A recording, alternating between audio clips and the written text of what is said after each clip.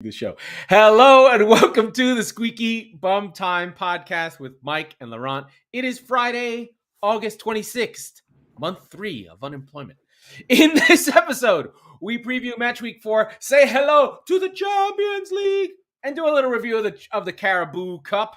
But first, Mike, you just watched Wrexham. Tell us how you feel. Your boys, your show. Tell us what's happening. Quick backstory. Welcome to Wrexham is an FX documentary on Hulu, available here in the States, and I believe over in the UK. Please watch it. It is unbelievable. The first two episodes came out. First two came out, and it grips you. The only way I can say it is I feel invigorated like the first time I really got involved with Spurs and with the Premier League. Everything about, first of all, the story is Ryan Reynolds, Rob McElhenney, lovable American-Canadian TV movie stars by Wrexham FC in 2020. You may remember those old heads from Squeaky Bum Time. We talked about it when it happened. It's cool. It was early 2020 or mid 2020 in the middle of the pandemic. These towns and these clubs, are so dependent on the gate. They don't have TV rights. There's no TV rights in the league. Speaking of the league, they're in the National League, the 5th division of English football, the lowest professionally considered club or league, but they're not in what we would call the EFL, right? The English Football League system.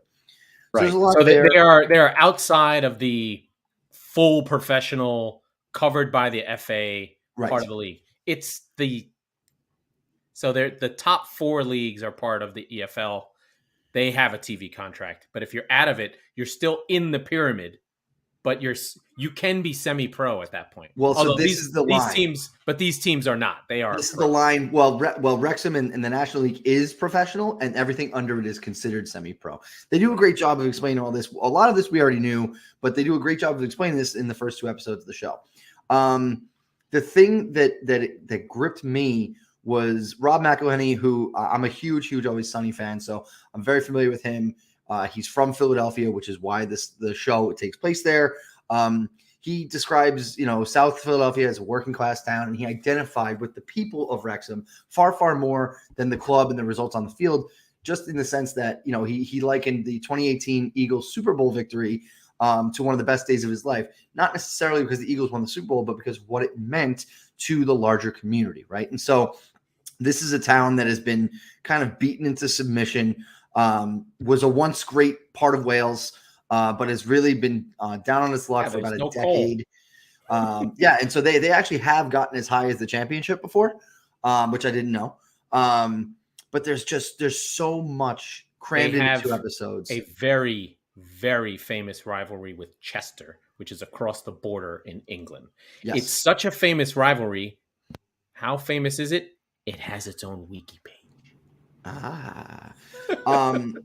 But so I started thinking a lot about this as I was watching the show, because we have the commercial break Hulu package. So I had about 90 seconds every 10 minutes to kind of sit there and absorb what I was watching, but also how did this sort of come to be? The first 2 episodes take place in the pandemic season, sort of known as the 2020-21 season. AKA the season Liverpool one that doesn't count because nobody cares about it.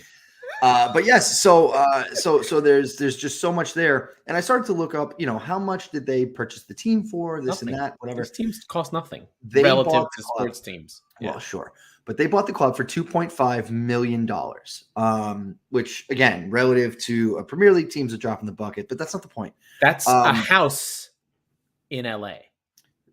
It's a remodeling of Ryan Reynolds' living room, right? Yeah.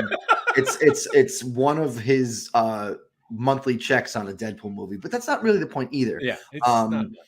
The interesting thing is that the documentary starts before they own the team.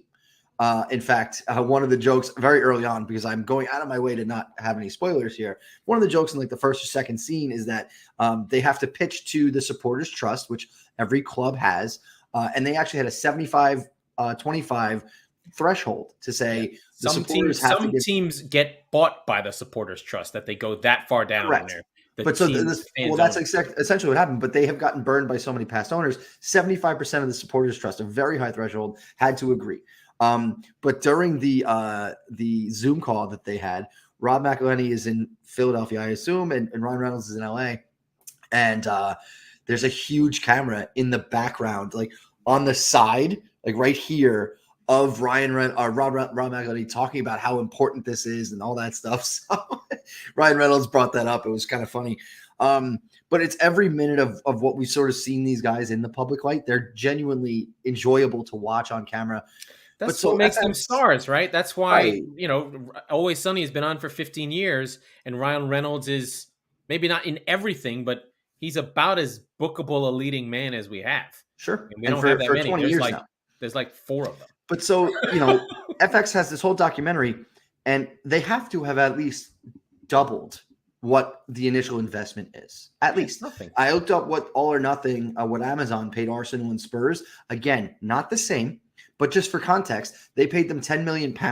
So, and then given the exchange rate, whatever. So it's not far-fetched to say at all that the initial investment was completely covered by FX. It's almost like FX's team at this point, right? But it's so interesting to me to see the passion that these two guys have for this little old club in Wales. And then one of the bigger parts of the episodes is they go, like any sports documentary does. It goes into the players, who they are behind the scenes, off the field. But it does a really good job of painting the picture of, I want to say, like 5 or 6 fans within Wrexham. One guy who owns a pub, which is technically on the stadium ground, right? So it's like a pub hotel, like a B&B. But yeah, it's just, it blew me away. And I feel just so beholden to this club now. It's fantastic. And which, by the way, I'm not going to be the only one to do it. I know Scoop Espo, good buddy of the Chop Sports guys, posted in our group saying, that he's a Wrexham fan now. He's got a club in the National League. Well, I think we all do, right? And it's just mine is always either going to be Solihull Moors or Accrington Stanley. I do like a good Accrington Stanley. Or Kidderminster Harriers. There are some interesting dynamics about this, right? And so Rob McElhenney says, he got into the sport because a buddy of his on the show Mythic Quest, which is on Apple TV, which is a show about a video game company. One of the writers named Humphrey Kerr basically got him into football, because he was watching it all the time during their lunch breaks, during when they were writing on the show and all that. And so he got him kind of into it. So Rob sends him as the proxy, essentially, between Ryan and Rob and the club, and going both ways. But he's he's self-proclaimed, he's sort of dorky, and he finds that he's like standing up in front of the class, in front of the team and stuff like that. So it's really, really funny and interesting. One of the more interesting pieces to me is that, so Rob admits, he goes, Humphrey's my guy on the ground, but he doesn't know about running a football club either. So we need somebody who knows what the fuck they're doing. Yeah. And so they go out and get Sean Harvey, which before this, I didn't know a heck of a lot about him. Well, he ran Leeds, of current fame, right? Ran Leeds for about 10 years. He bounced around a little bit. That can't be good, because Leeds was a disaster for 10 years. No, from 2013 to about and after that, he actually became the chairman of the EFL. Oh, okay. And so he's recently retired. He's like 52. I looked him up. But it's really interesting. Les Reed as well is involved, and Peter Moore, famously of Liverpool, of EA, of Nike. He's also lending his time to help make sure that protecting the Ryan and Rob's investment, if you will, not from we want to get something out of this, but to make sure that we're not doing something ridiculous here with the decision making and all that stuff. So it struck me early on as I have my qualms with Ted Lasso. I thought the first season was impeccable, and I thought the second season was liquid shit. But they went a little bit too far away from football. Terribly, and I'm not going to delve into that. But but I genuinely got that feeling I got when watching Ted Lasso. Except it's real. It's very, very real, and it's something you can put your hands on and get involved with. So, So let's go from the bottom of football to the very top of football. Today we had the UEFA Champions League draw thing. We got excited because we had 2 special friends that we were trying to get into the Champions League. One was Rangers from Scotland. The other one was Werder Glimp, who sadly did not make it. Zagreb have been in it. They're sort of a normal team. But for the first time in, I think, 15 years, Scotland has two teams. So Celtic and Rangers are both back in the Champions League. Feels like the first time all over again. I have sort of got really excited. I was like, they could be in the same group. And I was like, oh, fuck, no, they can't. I forgot. Yeah, I saw you say that to somebody. I was like, no, they can't. Yeah, I know. Man. I just got super excited. I wanted Scotland to burn a little bit with vodka and scotch and things like that. So your team won the draw. So we did. Talk to us about Spurs' group. Actually, you know what? Let me talk about my team's group. So City, of course, as champions. You're giving me time to pull it up. I appreciate that. Yeah, so City as champions of the Premier League get in the first pot. So there's 4 pots and you get to mix and match. So City get Sevilla, they get Copenhagen, and their third team is, I don't know, someone I wasn't afraid of. But City get Sevilla and Copenhagen. Sevilla, scary in the Europa League, not scary in the Champions League. So what's that? Didn't they get no, Dortmund went to another group. I'm sorry. Yes, Dortmund. That's right. Yeah, Dortmund. Yeah. Yeah, I'm not afraid of Dortmund either. Okay, well, guess what, buddy? That's the best group pot 3 team. Well, there was actually a loaded pot 3. I'm not afraid of Dortmund because they can't defend. They never can defend. Oh, they never will defend, and we're just going to chop them to pieces. Oh, and one other thing. You have Haaland now. Yeah, well, that part I'm not worried about either. So there's some narratives there. There's a lot of fun players going back to their former homes. I should have mentioned Dortmund first, but that gives you a chance to tell us about where Spurs are. Hey, how'd that go for Newcastle, by the way? Yeah. What's that? How'd that go for Newcastle when I'm not afraid of Newcastle, right? So I shouldn't have been afraid of Newcastle. No. Well, hold on. We drew them, and we just got smacked. In as much as you're I'm more afraid of Crystal Palace, which we'll talk about. In as much as you are a Manchester City fan and I am a Tottenham fan, we both need to stop. The story starts and ends with Group C. Okay. We have Bayern Munich, who recently sold Robert Lewandowski, widely respected as the greatest striker and attacking player in the world right now, to Barcelona. Well, Barcelona's in pot 2, and wouldn't you know it, Barcelona draws Group C with Bayern Munich. And then to top it all off, one of the other, probably the best team in pot 3, other than Dortmund, and you could argue which one is which, Inter Milan gets into Group C. So there's been groups of death before. This is the deathiest group of death I've seen in quite some time. No one is afraid. No, you should never be afraid of an Italian team. They're terrible. Okay. Of the teams you couldn't have had Dortmund because you have Bayern, right? No, I understand that. They're just who else? Italian teams are terrible. Napoli. Okay, yeah, they're the best team that you could have got. I understand. Yeah, absolutely. Yeah. It's just Italian teams are terrible. I mean, they have history and all that stuff, but none of them have played well in eons. Yes, it's Lukaku, it's Lautaro Martinez. It's a real group. Let's I've got the groups up as well. Let's just go through it. Group A is let's call it the legacy group. Ajax, Liverpool, Napoli, Rangers. That is like if this was 1979 or 1989, it'd be an awesome group. So that's Group A. It's the third time Liverpool has pulled Napoli in the group stage. It's also kind of a funny flaw, I suppose, of the group's system. Yeah, Liverpool widely regarded as the third best team in Europe last year. You have to give Madrid the first spot, right? Yeah. So you've got City and Liverpool behind Madrid. Yeah.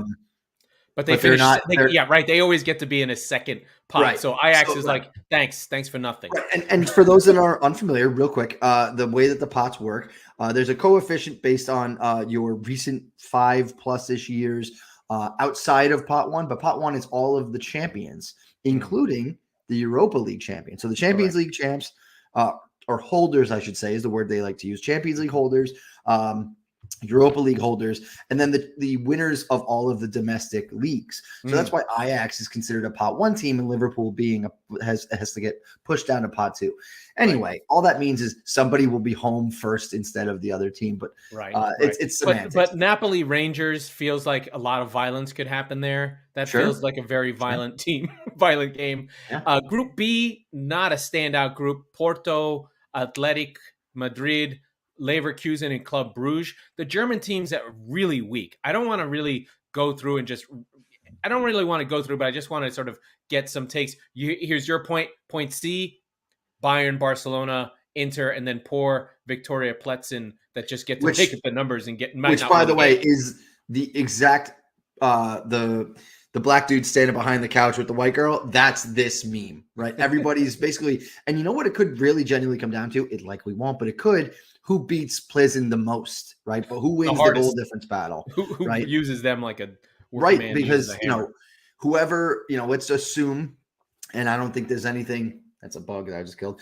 I don't think there's anything that you can assume with this group, but for argument's sake, let's say Bayern Munich gets the number 1 spot. Well, Barca and Inter could be close on points, and it could be a goal difference battle to see who beats. I'm not being funny, but with the way things have gone with Barcelona, with their scamming, money finding under couches, turning levers, whatever, if they don't get out of this group, that's a fucking catastrophe. Sure, like they're in trouble again. Yeah. Your group. Eintracht, Spurs, Sporting, Marseille. Yeah, Marseille, French teams again. So there's a couple of countries that have a lot of juice on the coefficients, but actually are bad. So France, not good. Italy, not good. Well, okay. So obviously this is Eintracht Frankfurt finished 11th in Bundesliga last year. They won the Europa League. You've waxed poetic about their fans, and I'm excited to see them probably burn the new Tottenham Hotspur Stadium to the ground. Yes. Very excited to see that game specifically. They will march through North London the way they did. I'm very much excited to see that. Yeah. Sporting, does Ronaldo go there? No, but it's the Eric Dyer Derby, if you will. Hey. But because he came up through that club. Marseille, also a place that will burn things down. They historically actually attacked their team's grounds and attacked the sporting director, the fans. So Marseille actually has what is more or less a mishmash of Spurs' old rivals. They've got Alexis Sanchez, Dimitri Payet from West Ham. Yeah. They have Luis Suarez. Well, not the same Luis Suarez. Not the Luis Suarez. Nuno Tavares from Arsenal. Matteo Guendouzi from Arsenal. Our friend. It's the wrong guy. Former Leicester player. Sangs under, who I really liked for 5 minutes. Yep. Kolasinac from Arsenal. Nuno Tavares is there. He's terrible. Alexis Sanchez, old friends. That's what I said. So there's plenty of incentive for these players who came through clubs and systems that made it their mission to try and beat Spurs.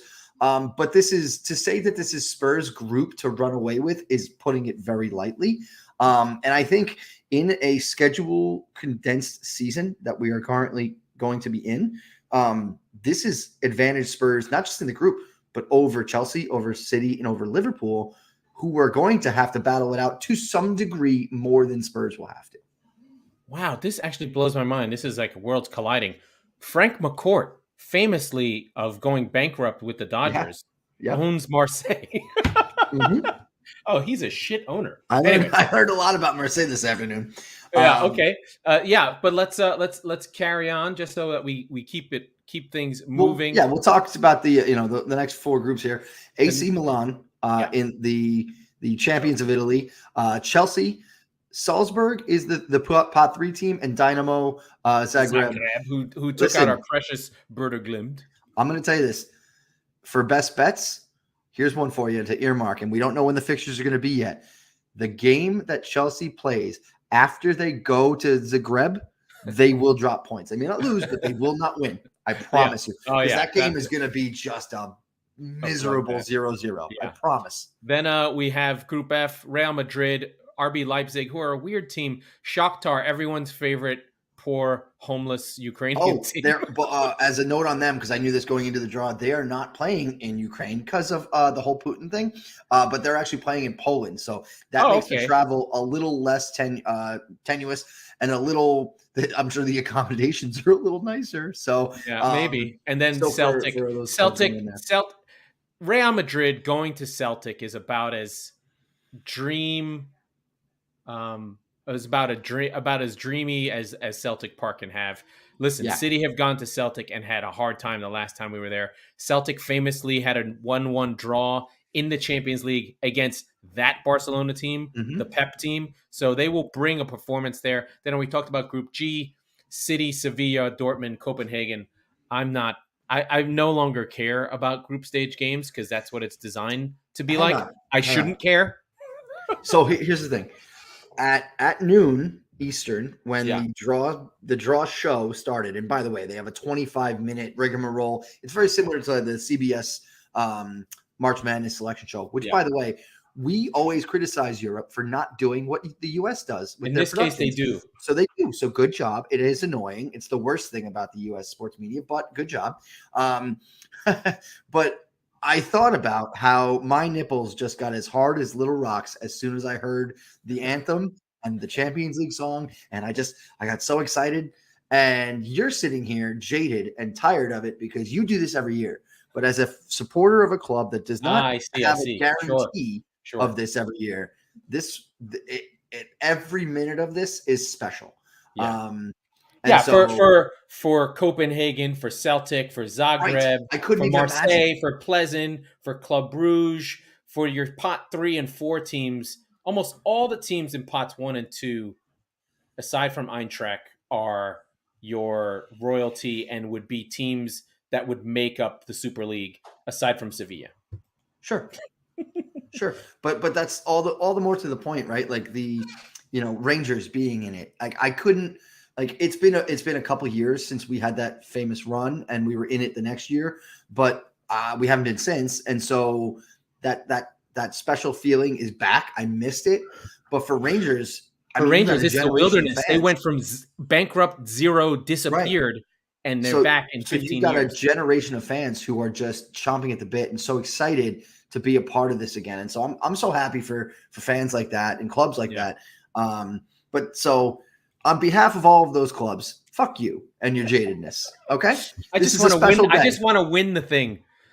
It's a special day. All right, so I know. I'm glad you're happy. Sorry for all the City fans. We just keep on getting curb stomped, punching ourselves in the face. Wearing like a bad suit to a party. That's kind of like Pep with his bad moves, right? Like you come in with like a green sharkskin suit and a hat with a bow tie and everyone's wearing black tie. Like, what are you doing, dude? Why'd you come here like a pimp?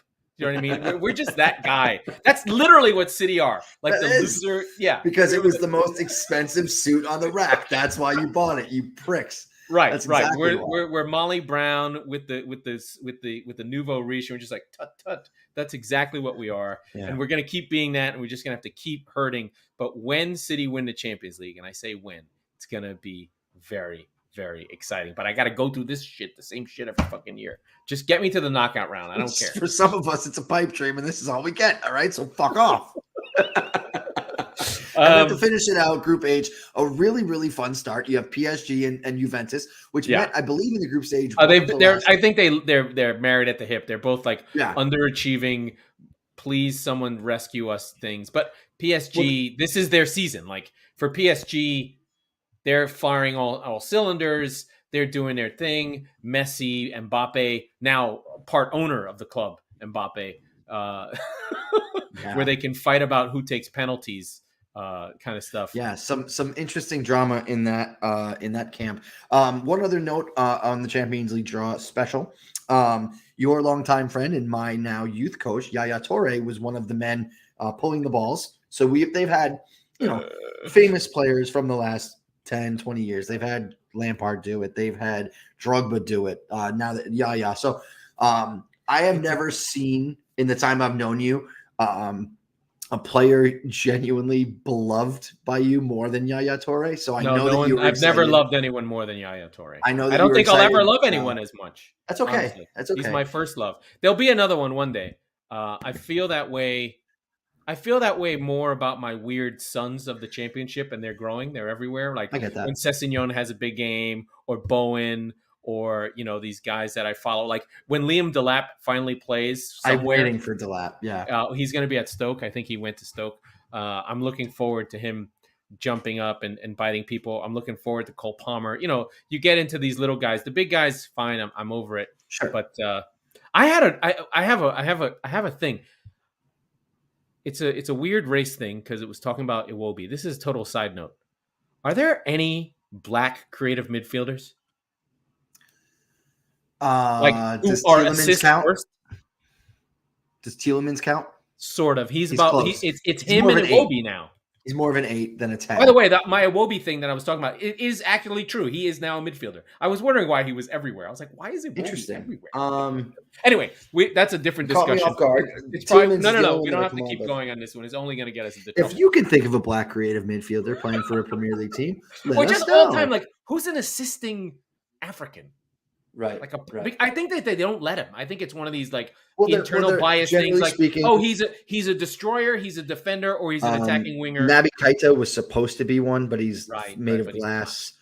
But you're right. All the most famous, African American or whatever the correct Africans, term is, literal African players. Yeah, I suppose African players is they're more wingers, right? Yeah, they're wingers or defenders, or defending or crushing midfielders who destroy people, like Basuma.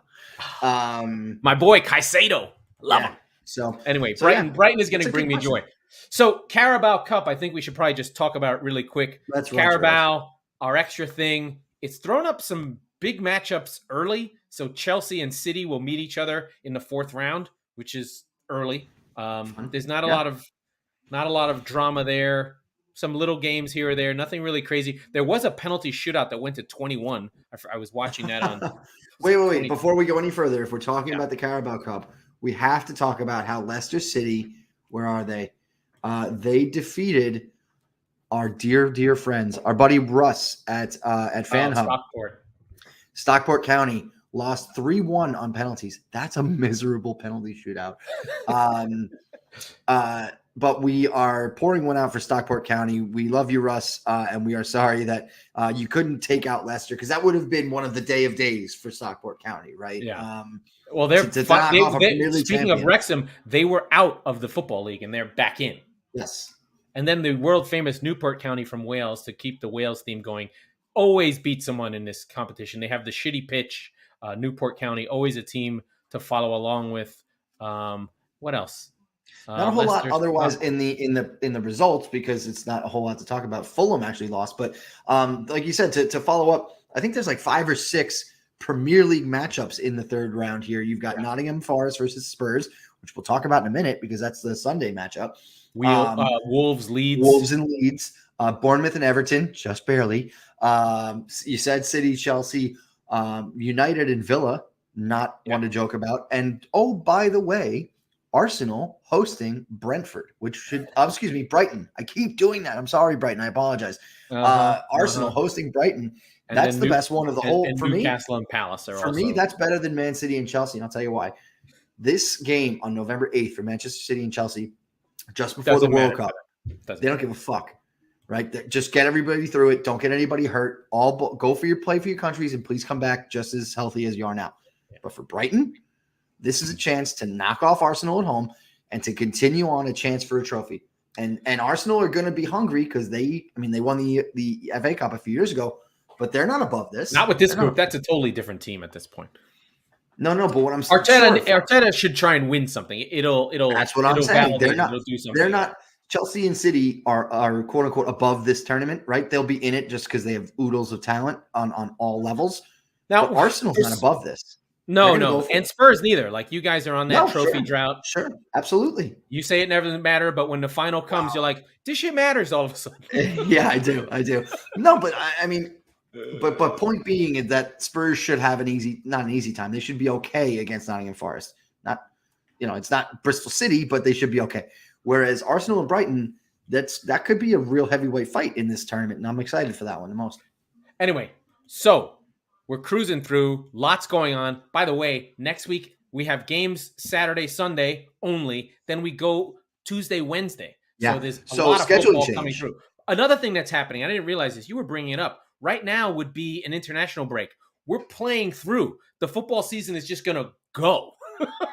Right? That's why this transfer window is so crazy. They're going to have 6 games before the transfer window closes.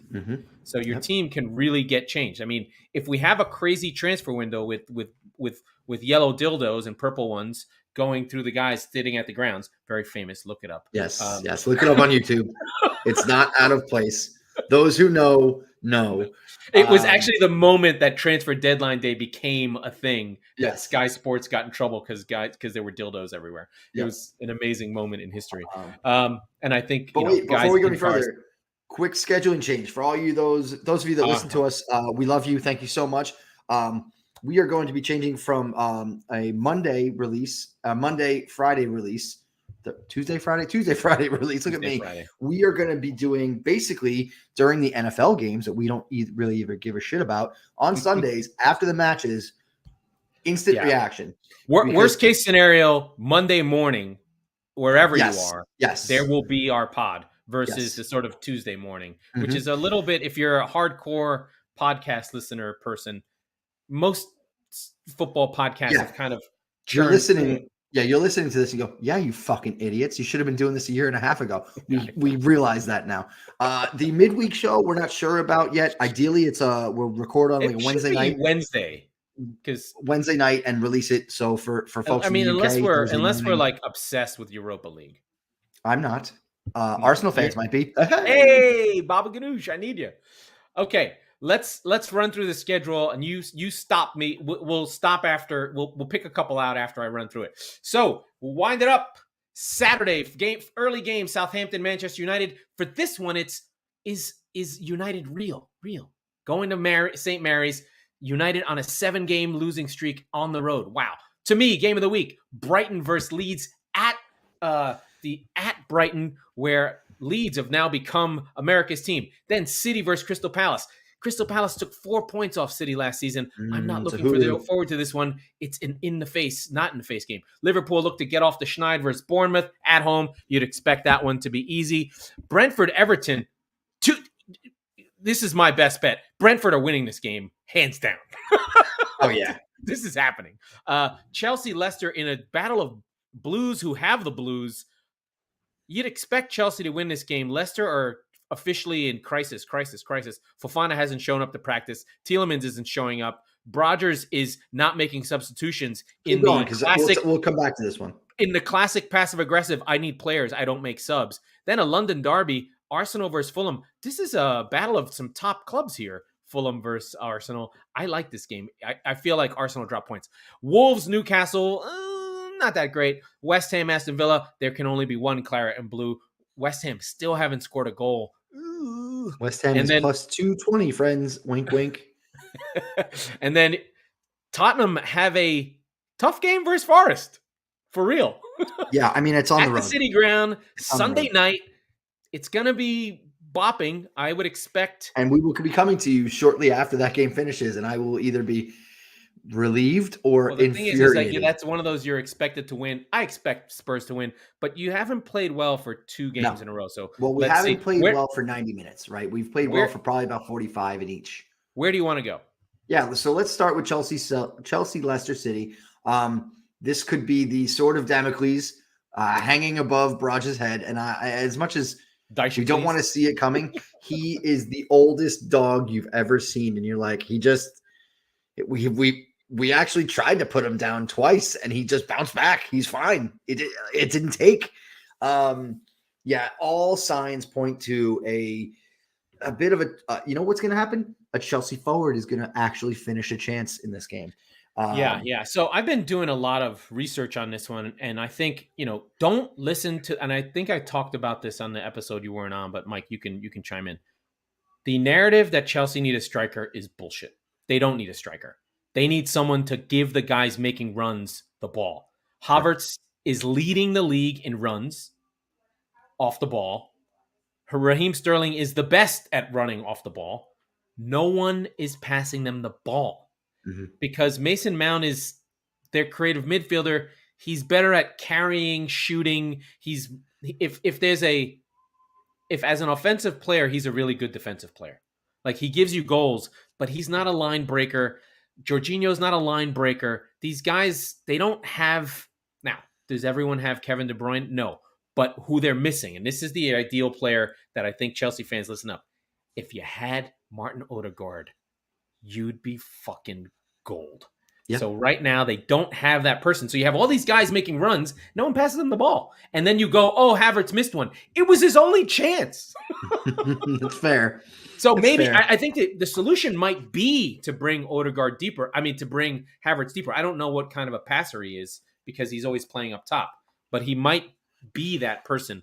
Or think of someone like Ozil. The way he would just be like, boop, that pass that got made. Or Eriksen, someone like that. Yeah. Those players that you need. They're not quite 10s, but someone to pick the lock. Thiago, I don't care where he is. It could be deeper. Someone has to see these passes. No, you need a 10. No one's seeing them. No one's You need a 10 because you've got plenty of 8s. Yeah. So that's interesting. I think that theory holds water. So if you start hearing Chelsea are making like Aubameyang, it's not going to make a difference. Oh, he's no. It will make a difference. It's going to be a negative difference. Yeah, it's going to go badly. They're going to go worse. Yes. Yeah, because he's going to be taking minutes away from Sterling or from Havertz, and it's just it won't make a difference. Who they need is literally they need Cesc Fabregas, but he doesn't exist. Right. No, I'm telling you, it will make a difference, and it's not going to be the one Chelsea thinks it will. Right. Let's go from there to Brighton and Leeds. Brighton and Leeds here in the States is like the hipster I love football. If you don't like this game, there's something wrong with you game. I'm sure there's Latin hockey. This is like Moneyball versus Moneyball. It's the same as Brighton versus Brentford. These are love teams. I did hear one that was really good. It's like British intellectualism versus American optimism in terms of the coaches. it's Roger the war Bennett said it's that, the war. didn't It's he? the War of 1812. It's all these things. It's very British versus very American. So and following back on that, news here in the States, NBC, which has the broadcast rights, is choosing to play this game over Man City, over Liverpool, over Everton, over Chelsea, and broadcast this game because they waxed Chelsea last week. And it's all the so to speak of the American optimism, NBC is riding this train as long as they can. They've been trying to make like it's almost like Pulisic was fetch. Stop trying to make him a thing. He's not a thing. He first of all, he has no charisma. He doesn't play, and when he plays, he gets hurt. His biggest moment in the Premier League was a hat trick versus Burnley. So let's take it easy with Pulisic. Jesse Marsch, Aronson does have charisma in his play. Tyler Adams is the fucking Wappingers Conte. He's a destroyer. He's a fighter. And the way Leeds plays makes you, if you watch that, you're just like, this is American. This is about an American view of football as we would play. So very excited for Leeds. The narrative from the English press is, oh, Leeds, I wasn't sure about Jesse Marsch, but I think he's fine. So that's fun. Hold on. That sound you hear is them backing up, right? Because they wanted so badly for him. They want to kill him. He stayed up last year, and they went, wow, Leeds really beat the odds, staying in the Premier League and avoiding relegation. And now they're basically, he brought in Tyler Adams, he brought in Aronson, all these Yanks on this team, no good. They got to go. They're going to be the knives were out for all three of these guys. But it's easy. It's easy narrative. It's hack stuff. They just do it. It's easy. This will be the second Ted Lasso reference of the episode. Yeah. This was essentially when that writer went to go kill him, and he actually ended up finding that he adored the guy, right? Right. The guy. Hello, I'm blah blah blah from the guy. Right, yeah, that shithead. Yeah, right. The shithead guy. Yeah. So that's the game I'm gonna watch. Aside, I mean, make Ted Lasso while I keep my eye on City versus Chelsea, Crystal Palace. I'm afraid of this game. City did not look good. There's a blueprint. I'm sure it's early in the season. If there's a time for City to fuck up, it's now. They already dropped points. I don't know how many times City have dropped points 2 games in a row. It's very rare. So Crystal Palace may be up for an ass kicking. But City voluntarily played a game in Barcelona yesterday. Yeah, I don't understand. So that was kind of weird. Why was that a thing in the most condensed season ever? What the fuck? I have no idea. And it's not even like, hold on. It's not even like it was February where like, it's they were miserably raising money cold. for ALS, but still, I don't care. Okay, great. ALS is going to be there in February, but like they played the guys. Like, so what are you doing? Okay, hold on. But it was 3-3, by the way. No, I know. I saw that, but like, I just don't understand why now. Anyway, it's not important. I have no idea. They did it. They're back. I have no idea why they did that, but they did. Probably Pep doing a favor for this somebody. Is really going to be a great goal zone day. So hopefully goal zone will have City's game on, and then you'll get the scores of all these other games as we go along. And then, like you said, let's go to your game, Forest Spurs. How are you feeling? Well, I feel okay. I'm not afraid of anyone on Forest, save for you don't know Brennan anybody Johnson. Yet. No, Brennan Johnson, Jesse Lingard, a little bit, okay. But like for me, the question still comes down to if Christian Romero is healthy. After the Chelsea game, there was reports that he was out 4 to 6 weeks. That has been refuted. He obviously did not play against Wolves last week, but if he can play, and be effective and just be unencumbered, we should be fine. But my questions about Spurs remain with the midfield. Because as I think I've said on the show before, like Conte has not figured out his best 11 yet. He's got a bunch of options. He's got a bunch of plug and play. Every time he brings on Perisic or Richarlison, the game changes like that. Mm-hmm. So do you resist the urge to start him because Sonny hasn't gotten a goal yet? Yeah, that's the issue really is like you've got to trust Sonny like you would, of course, like he's the equivalent of Harry Kane. Well, how like he doesn't score in August. You know what I mean? I was about to say you just got to let him play and let him go. I was about to say Sonny have those plays. He'll get there. If Sonny has the 2 goals that Harry Kane does, which both, by the way, 1 points, right? Yeah. Those goals directly resulted in 4 points. So if Sonny has those goals and Kane doesn't, the narrative is up. Well, wait till September 1st and he'll bag a brace, right? So I mean, you have to give Sonny that respect. The only thing that makes me sad is that my son Ryan Sessegnon, who I thought played well, is gonna just get edged out because Perisic has come on and just been incredible, right? Like, sure, but so here's the thing, right? So that sucks. You've got to think about this. We said it. You said it a couple minutes ago. This is actually the first week of probably, aside the World Cup aside, 4 to 5 months, hopefully for Spurs, of 2 games a week, right? So yeah, sure. What the reason why Conte needs to figure out his best 11 is so that he can learn who to rotate in. And when you look at the schedule, they're going to be playing West Ham on Wednesday of next week. So is this the game where you rotate and you leave your horses for West Ham? I say yes, but who the fuck am I? So you got to play. This game's got to be played differently than what you would against West Ham. West Ham's a bit more. That's also a fair point, but largely. But West Ham is coming off Thursday. They just play. So Thursday, Sunday again. No. West Ham next week is going to be next Wednesday. So I'm saying, what I'm saying is that West Ham is playing already just 3. You're talking about next week. Yeah. But so the point is the rotation starts right now, right? So if you have 2 games and you say, well, one is West Ham's cup final and one is away at Nottingham Forest, not disrespecting Forest at all for a second. Forest fans, if you're listening, please don't get mad at me. You have to go, well, the bigger game, the more difficult game for us is West Ham away. You have to think that. So does Sessegnon play? Does Lucas play? I don't know.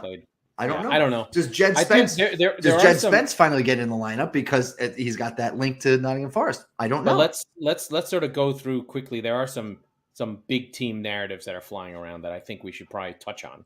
One is, how does United perform? Right after the big win, was that the beginning or nothing? Or we'll speaking see. Of best bets, they're minus 130. That's a pretty good line.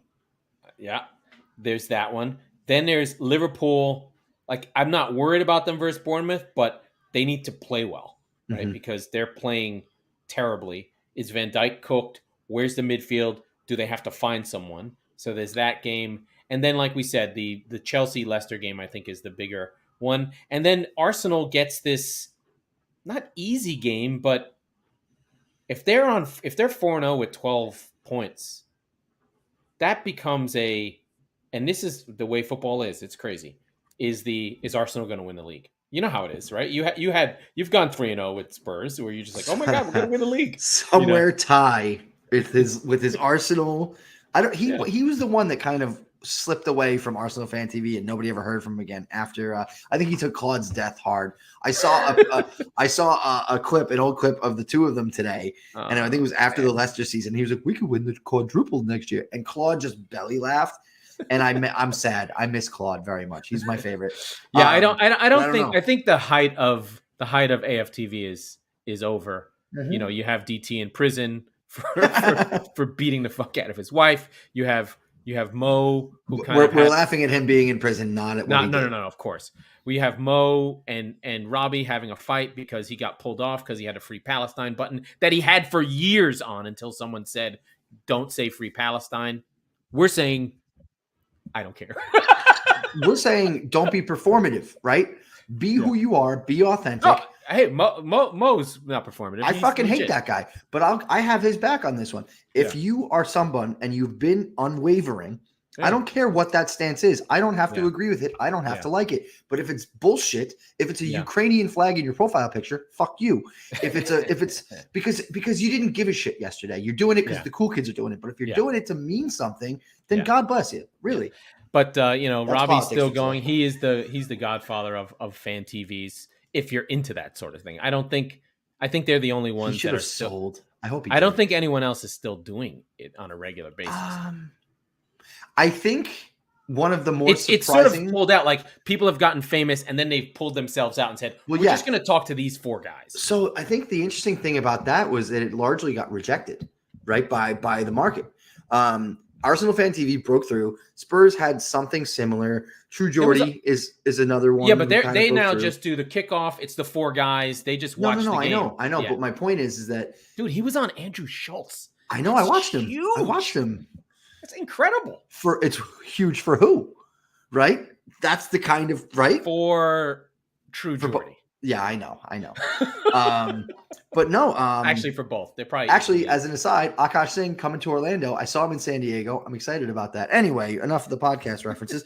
No, I think that the market kind of stood up as one and said, right, enough of this shit. We're good. Thanks. Right. I also think that the big players saw what it meant, and now you have the overlap, and now you have Gary Neville having fan meetings where he takes the biggest of the team fandoms, brings them in a single room. They do it once a month, and they banter. They do that. So they've taken the real energy out of it. Video a month. Wait. Is it a fan super league?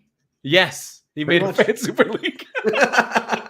So he fucking hypocritical Gary Neville made a fan super league. By the way, Gary Neville's fucking awesome. I don't care. I like Kara and Neville. I enjoy them. They're as good as anything we have. They banter on air, which is one thing, but they teach you. They were brilliant in their time, but they teach you about the game, which is so rare in the sports landscape, right? American or European. So I enjoy it very much. Watching them on the Champions League coverage is fantastic.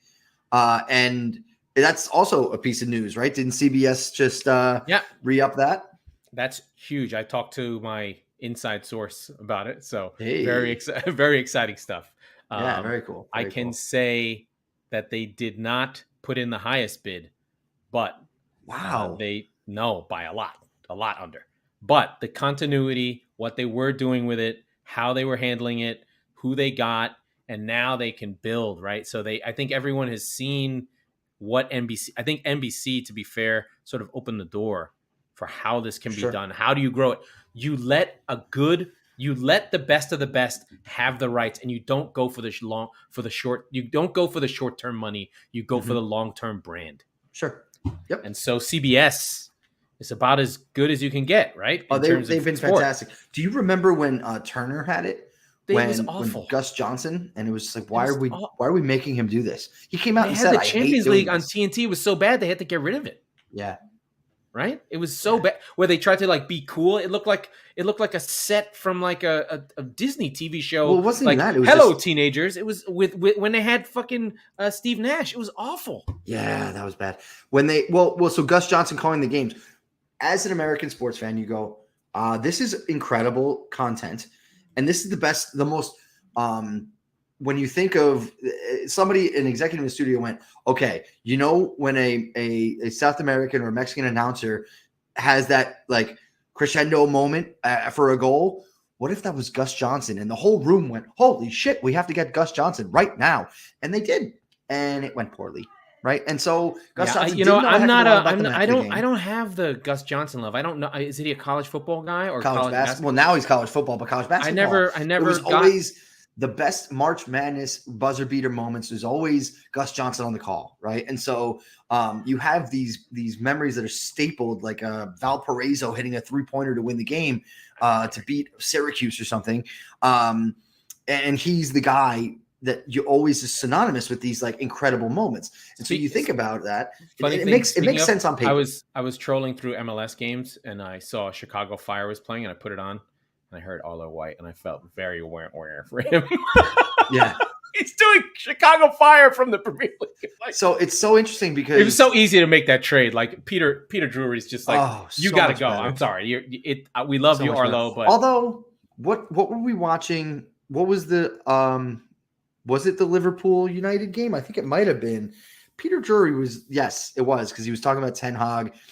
And Peter Drury felt like he had, and I love him. I'm not criticizing him at all generally, but like in this instance, he felt like he had to fill the air more than he did. And it was just like over dramatizing something that was obviously already a surprise and dramatic and all that. And it felt like my wife was watching with me and she was like, this is enough, dude. Like, relax, So very rare moment for Peter Drury, but like, take a back seat a little bit. Let the moment breathe. He'll get better. He'll start to kind of be like, oh, okay, everything's good. I don't have to go. It was like the ball goes out of play in the 88th minute, and they just show Ten Hag, and he's like going on and on and on and on and on about Ten Hag. It's like, okay, dude, just somebody get the fucking ball back in play. Hurry up, come on, Yeah, and then I think I'm now done with Lee Dixon. I mean, not Lee Dixon, with Graham Lasso. Oh my goodness! Get the catapult and shoot him into the sun. I'm good. Yeah, I'm good. Who did I say? Jim Beglin.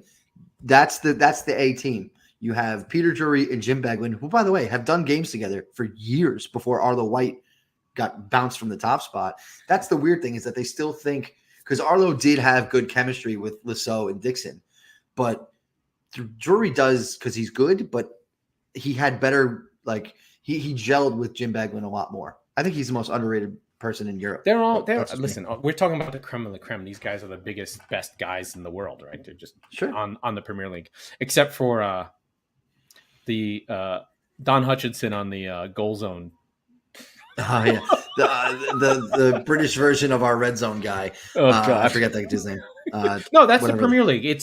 That's probably in most places if you have the Premier League feed. No, I know, but what's the red zone guy?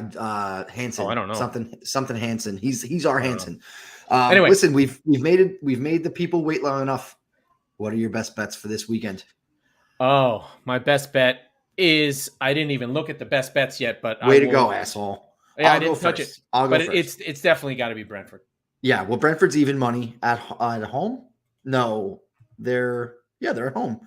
Yeah, even money at home. I like that. I'm going to bite again on Man United -130 away to Southampton. This game has disappointing James Ward-Prowse free kick 1-1 draw written all over it, but I'm ignoring my instincts.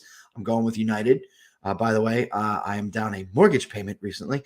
Let's see. So don't listen to me. Fade Mike. And then, like I said earlier in the show, West Ham +220. I think that they are so underpriced. If you look at West Ham's games that they've played, they got beaten by a Villa tremendous City team. +230. Yeah, absolute. That is a good one.